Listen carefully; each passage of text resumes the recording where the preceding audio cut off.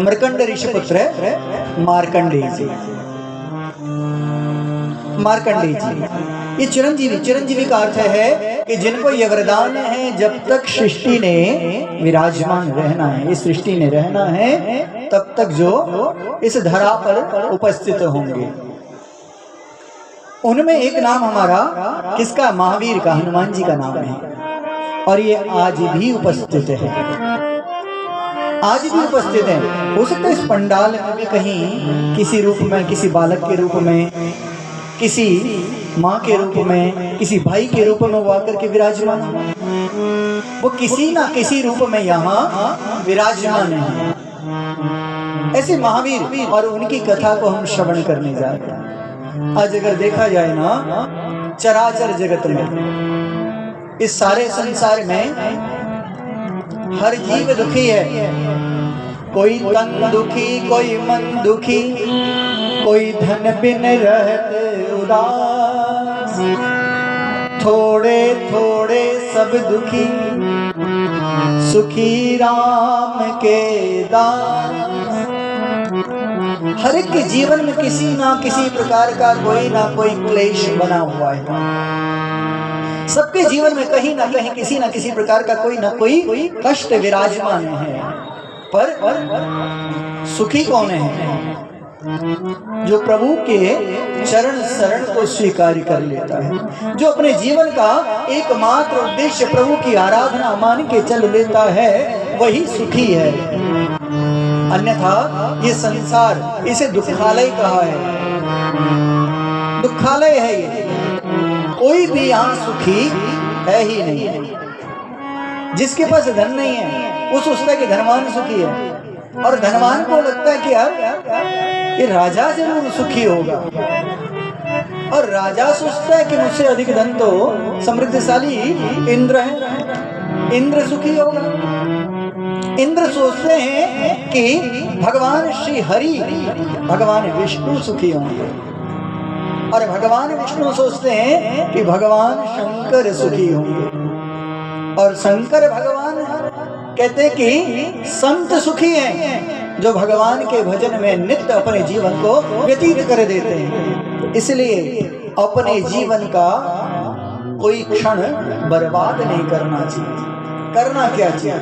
संतों ने एक ही चीज कही कि श्वास श्वास पर राम भजी, वृथा श्वास मति खोई, ना जाने इस श्वास की आवन होई न होई। पता नहीं श्वास छूट गई, ऊपर वापस आएगी, पता नहीं है कि नहीं आएगी, कुछ पता नहीं। पहले तो हम कथा में प्रवेश करें तो धन्यवाद व्यक्त करते हैं इस क्षेत्र की जनता को, सारी जनता को धन्यवाद करते हैं। सच्ची बोले, 2006 से कथा कर रहे हैं, सन 2006 से कथा कर रहे हैं, और ये मेरे प्रभु की कृपा है। आज तक कभी नाले के ऊपर बैठ के कथा नहीं करी है, सीताराम कहना पड़ेगा। आज पहला अवसर है, गलत नहीं है, गलत कुछ नहीं है। गलत कहाँ होता है? हमारे मन में गलत होता है। ये पहला अवसर है हमारे जीवन का भी कि, और एक ऐसे स्थान पर जहां कथा होनी बड़ी दुर्लभ है, बहुत मुश्किल है। हम तो धन्यवाद करते हैं वो भाई को जिसने इस प्रेरणा को स्वीकार किया, कि जिसने ये सोचा कि यहाँ कुछ इस जंगल में भी मंगल होना चाहिए। उसको हम धन्यवाद करते हैं कि जिसने आगे बढ़ करके कि महावीर की कृपा हो और मैं इस कार्य को संपादित कर सकूं। सामर्थ्य नहीं है, पर फिर भी हिम्मत है कि महावीर का नाम लेकर के मुझे आगे बढ़ना है, और आप सबको यहाँ बुला करके एकत्रित कर डाला। तो इस भाई के लिए धन्यवाद है, और फिर धन्यवाद आप सबके लिए। क्योंकि अगर भक्त नहीं तो भगवान नहीं, अगर भक्त ही नहीं है तो भगवान भी नहीं है। अक्सर कई जगह क्या कह देते, देखो अब साधारण आपकी भाषा में आपको अगर कह दूं, कई बार क्या होता है ना कि अगर कोई बीमार हो गया, अक्सर हमारे जीवन में ऐसा होता है, हम सबके जीवन में ये परिस्थिति आती है कि जब सुख होता है तब प्रभु का स्मरण नहीं होता, याद नहीं आती है, और जिस समय हमारे जीवन में दुख आ जाता है और कोई ऐसी घटना अगर जीवन में घट जाए तो हम दोष किसको देने लगते हैं? प्रभु को, परमात्मा को। परमात्मा पर प्रश्न लगाने लग जाते हैं, जबकि ना तो ईश्वर कभी किसी को सुख देता है, ना ईश्वर कभी किसी को दुख देता है। निज कर्म कृत, अपने कर्म का फल ही जीव भोगता है, उसके कर्मों का ही फल उसे मिलता है।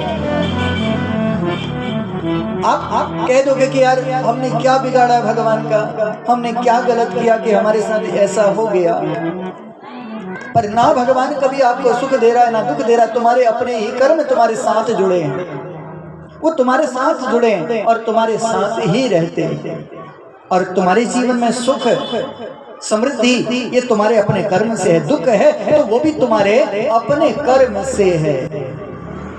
इसके लिए कोई किसी को आरोप नहीं कर सकता। पहले मुझे कल ही पता लगा कि आपके इस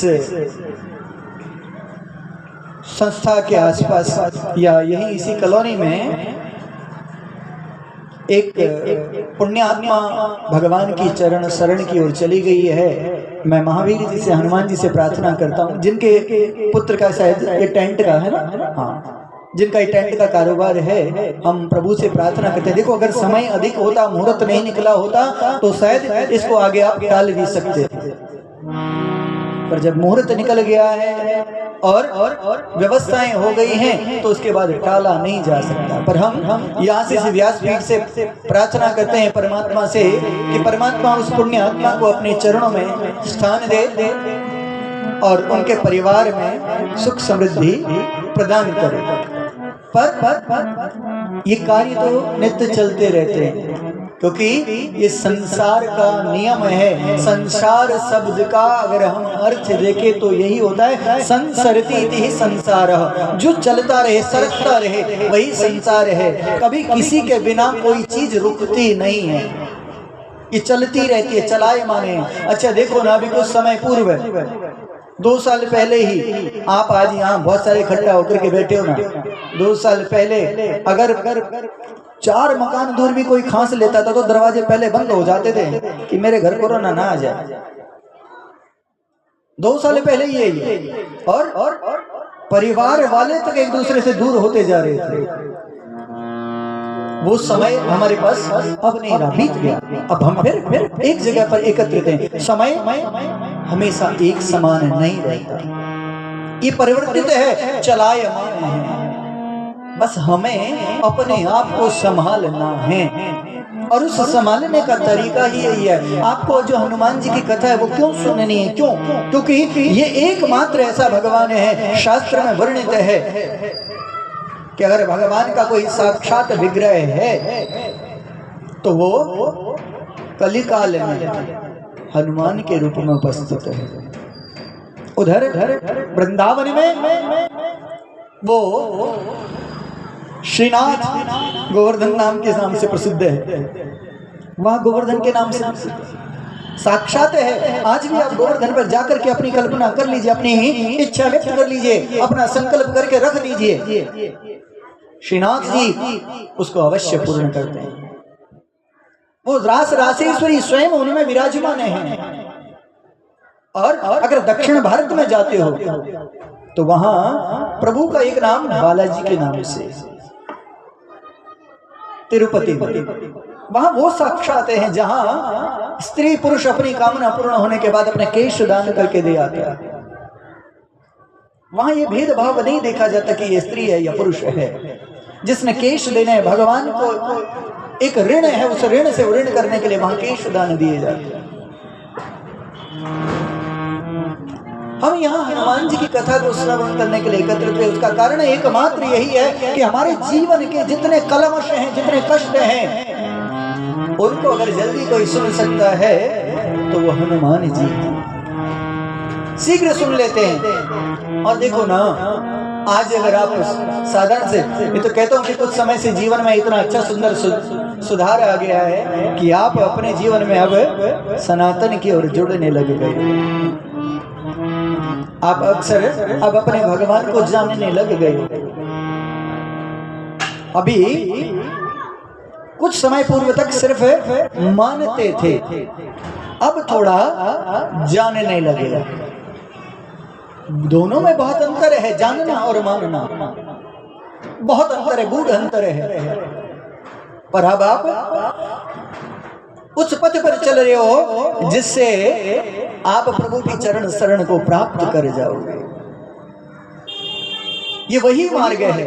और आपके जीवन के किसी भी प्रकार के कष्ट को अगर आप निवारण चाहते हो तो उसका मात्र एक उपाय यही है कि आप अपने इष्ट में अगाध अपना दृढ़ विश्वास धारण करके रखो। क्योंकि तुलसी बाबा ने रामचरितमानस लिखी और उस मानस में आरंभ में ही कह देते हैं कि भवानी शंकरो वंदे श्रद्धा विश्वास रूपिणो याभ्याम बिना न पश्यन्ति सिद्धा स्वान्तस्तमीश्वरम्। उस पर ब्रह्म को प्रणाम किया। कौन? क्या कहा? भवानी शंकरो वंदे। भवानी उस पराम्बा, उस परमेश्वरी, उस माँ, उस भुवनेश्वरी को, उस माँ को प्रणाम करता हूँ, उस शंकर को प्रणाम करता हूँ, उस शिव को प्रणाम करता हूँ जो कल्याण करने वाला है। कैसा वो? दिखता कैसा है कि मेरी माँ मेरी श्रद्धा है और मेरा शंकर मेरा विश्वास है। अब ये श्रद्धा और विश्वास क्या है? मंदिरों पे आप अक्सर देखते हैं ना, पथवारी बनाई जाती है। बाहर मंदिर के कोई पत्थर रख दिया और उसको देवता के रूप में पूज दिया। या गांव में आपने अपने खेत के पास में कहीं कोई ऐसा ईंट से ऐसे पत्थर से करके बना दिया कि यहाँ मेरा देवता वास करता है। और आप उसको जाकर के प्रयास करो तो वहां कुछ अशुद्धता कर दो, कुछ गड़बड़ कर दो, कान पकड़ने लग जाएंगे। कहीं ना कहीं कोई जीवन में घटना घट जाएगी। क्या है? क्योंकि वहां आपकी श्रद्धा और आपका विश्वास जुड़ा हुआ है। भगवान शंकर कहीं अलग नहीं है, भगवती पराम्बा जगदीश्वरी परमेश्वरी कहीं अलग नहीं है। वो आपका विश्वास और श्रद्धा के रूप में विराजमान है।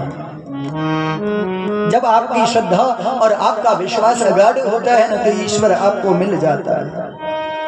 और ईश्वर तक पहुंचने का सुगम मार्ग उसके गुणानुवाद को श्रवण करना है, उसके नाम को सुनना है। क्योंकि श्रवण करना, नवदा भक्ति जिसके विषय में बताया, श्रवणम कीर्तनम विष्णु स्मरणम पाद सेवनम।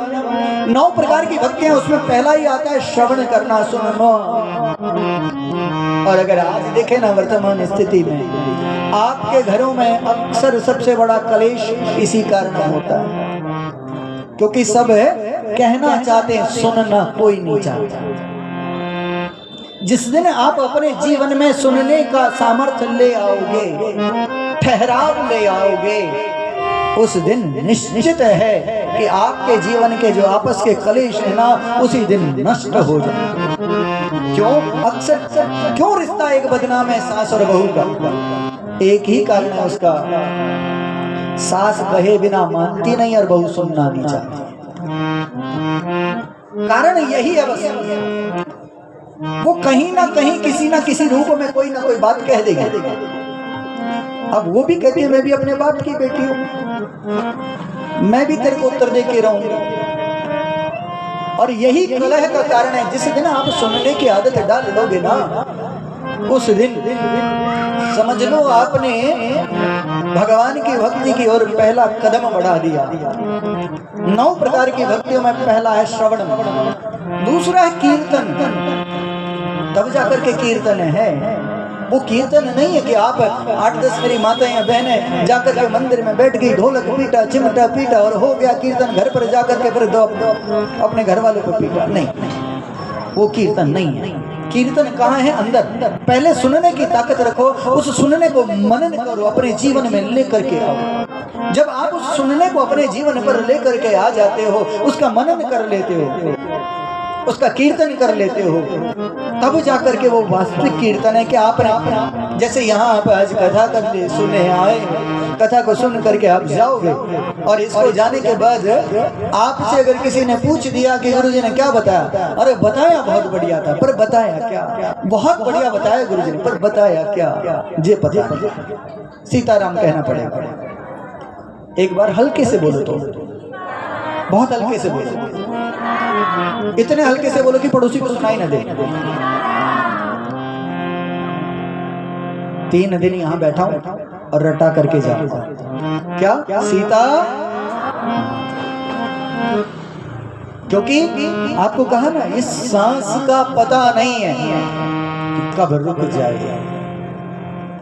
अभी कुछ 2 ही दिन और के 2 दिन पहले ही आपकी कॉलोनी की घटना है, कुछ पता था कि इतनी जल्दी ये सब कुछ हो जाएगा? पता नहीं है। भगवती सुभद्रा, जब भगवान कृष्ण ने कहा कुंती से, भागवत जी में वर्णन होता है कि बुआ तूने अपने जीवन पर्यंत दुख देखा है, आज तो कुछ मांग ले, आज तू मांग ले। तो कुंती ने एक ही बात कही, कहने लगी कि सुख के माथे सिल पड़े, नाम हृदय से जाए, बलिहारी दुख की जो पल पल नाम रटा। कहने लगी कन्हैया नहीं चाहिए सुख, क्या करती सुख का? बुआ सारी जिंदगी तूने दुखी देखा, नहीं चाहिए। का क्यों? कहने लगी जब दुख था ना तू मेरे साथ खड़ा था, आज मेरे जीवन में सुख आने लग गया, अब तू भी कहता कि बुआ मैं जाता हूं। नहीं चाहिए। और संत तो एक ही बात कहते हैं, दुख में तड़पो मती, सुख में भूलो मती, दुख में तड़पो मती, सुख में भूलो मती। जब दुख हो उस समय तड़पना छोड़ दो, ये मेरे लिए ये दुख है क्या भगवान, मैंने गुरुजी मैंने ही ऐसे पाप करके, मेरे लिए ये है क्या? और सुख आ जाए, हाँ गुरुजी कर लेंगे, हो जाएगा, चिंता नहीं करिए, आवश्यकता नहीं है। सुख आओ या दुख आओ, समझ तो बना करके रखो, बराबरी बना के रखो, क्योंकि दिन उसकी है तो रात भी उसका है। और हर एक चीज में एक अच्छी बात ध्यान रखो ना। अक्सर लोग कहते हैं जो हताश हो जाते हैं, हताश होते हुए लोग एक ही बात कह डालते हैं कि गुरुजी बस अब जिंदगी से हताश हो गए, अब हम सोचते हैं कि तंग जाएं और सब घंटा खत्म। पर हम आपको एक ही बात कहते हैं, याद रखना, अक्सर लोगों का कहना होता है कि जिंदगी ना मिले दोबारा, जिंदगी दोबारा नहीं मिलती। पर थोड़ी सी सोच उल्टी हमारी, हम कहते हैं कि मौत ना मिले दोबारा। मौत हर एक के जीवन में एक ही बार आती है, जिंदगी तो रोज मिलती है। अब जीने वाले बनो ना, मौत एक ही बार आती है, मौत दोबारा लौट के नहीं आती। जिसको आ गई वो लौट के नहीं आया, जिंदगी रोज आती है। आप रोज रात को सोते हो, सुबह फिर उठ जाते हो। एक सूर्य अस्त होता है किस लिए? कि दूसरा सूर्य उदय होगा, इसके लिए। अपने जीवन को सुधारना है, उसका तरीका यही है कि प्रभु का नाम अपने जीवन में बना करके रखना है। और इस प्रभु का नाम बना के रखोगे ना, तो आपको जब विषम परिस्थिति आएगी, उस समय उस ईश्वर के नाम को खोजने की आवश्यकता नहीं पड़ेगी। उसकी आवश्यकता आपको पड़ेगी ही नहीं, क्योंकि वो नाम धन ही ऐसा है। एक बार जब है उस नाम धन को अपने जीवन में धारण कर लोगे ना, तो निश्चय में आपका जीवन परिवर्तित होगा। अक्सर एक वृत्तांत याद आता है इसमें हमें। क्या भरोसा है इस जिंदगी का, साथ देती नहीं किसी का। क्या भरोसा है इस जिंदगी का, क्या भरोसा है इस जिंदगी का। साथ देती नहीं किसी का, साथ देती नहीं किसी का। क्या भरोसा है इस जिंदगी का, क्या भरोसा है इस जिंदगी का।